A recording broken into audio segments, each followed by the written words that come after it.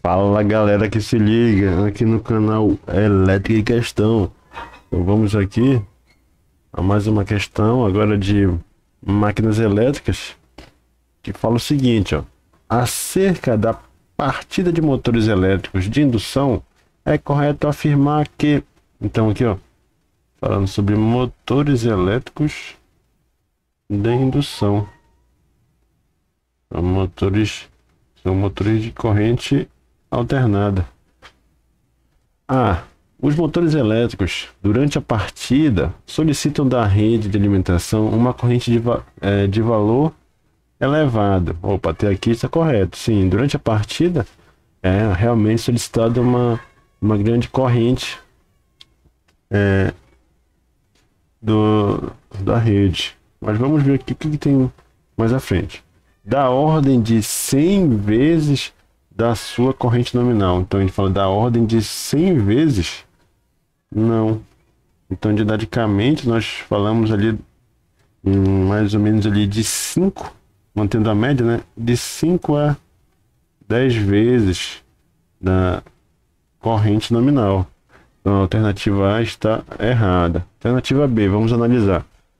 Os motores, devido à elevada corrente de partida, então já falamos, né, que eu tenho uma boa corrente de partida ali que girando entre 5 a 10 vezes a corrente nominal, afetam significativamente o consumo de energia elétrica. Então, afetam significativamente. Então, aqui está fazendo uma boa restrição, né? Afetam significativamente. Então, afetam muito, né? O consumo de energia elétrica? Não. Também, aqui, ó. Não. C. A curva do conjunto motor deve guardar uma distância da curva do conjugado resistente durante o tempo de aceleração do conjunto, até que o motor adquira a velocidade de regime. Então vamos guardar essa aqui. Fala sobre curva de conjugado. Então vamos guardar essa alternativa. Alternativa D. A perda de potência nos enrolamentos estatóricos. Então, são os enrolamentos do estator, tá? Do estator durante a partida depende da velocidade angular síncrona do motor? Não. E vai depender da corrente. Perdas áulicas ali, principalmente ao quadrado da corrente. Então, a alternativa D está errada. A alternativa E fala o seguinte. O valor máximo do momento de inércia, então o valor máximo do momento de inércia, que deve ter uma carga acoplada ao eixo de um motor, independe do número de polos desse motor. Então, o número de polos vai depender da velocidade do motor, né? Então, o número de polos vai nos trazer a velocidade do motor. Beleza. Então, e o momento de inércia? O momento de inércia depende aqui, ó. Depende sim então, da velocidade do motor. E depende da velocidade do motor de uma maneira aqui, ó, inversamente proporcional. Então, o valor máximo, então aqui, ó, depende da velocidade do motor. Então aqui, ó, a letra E está errada. Então só nos resta a alternativa C.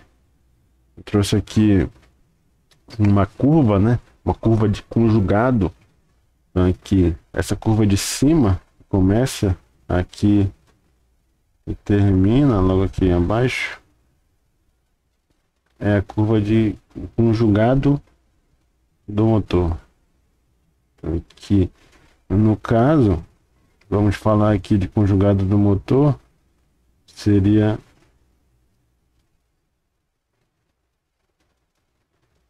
torque exercido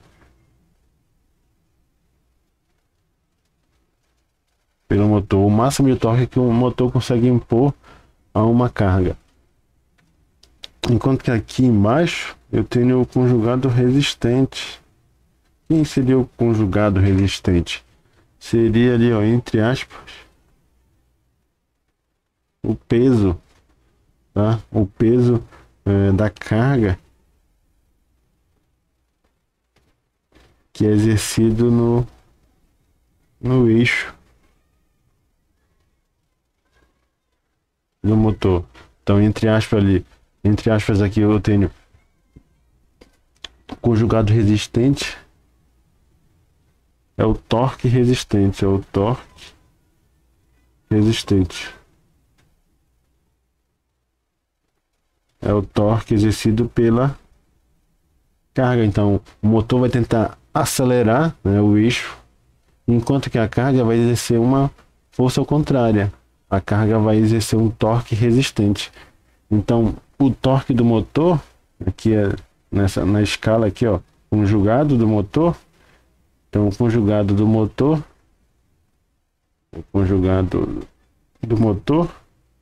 tem que ser maior do que o conjugado de carga. Senão ele não vai ter o torque suficiente para fazer a carga girar. Então aqui na curva de cima eu tenho o conjugado do motor, que é sempre maior do que a curva de baixo, que é o conjugado resistente, que é o conjugado de carga. E aqui essa área entre o conjugado resistente e o conjugado motor, eu tenho o torque acelerante, ou conjugado acelerante.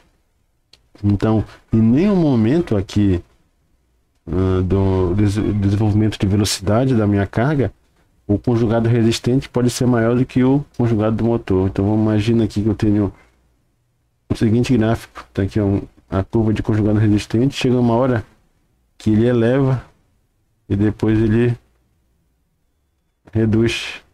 Então, nesse momento aqui, o conjugado resistente seria maior do que o conjugado motor, fazendo aqui, ó, o motor poderia até travar o seu eixo. Ele não teria o torque, ele não teria o torque suficiente ou força suficiente para fazer movimentar essa carga. Beleza, galera? Então a resposta correta é a letra C, porque a curva do conjugado motor deve guardar uma distância da curva do conjugado resistente, do conjugado de carga, durante o tempo de aceleração do conjunto, até que o motor adquira a velocidade de regime. Então, nesse ponto aqui, ó, eu tenho a velocidade de regime, ou a velocidade de funcionamento da máquina. E ele fala que deve guardar a distância, então essa distância aqui, ó, justamente essa distância aqui entre o conjugado do motor e o conjugado resistente. Então, o conjugado motor deve ser sempre maior do que o conjugado de carga. A resposta correta é a letra C. Aguardo por vocês na próxima questão.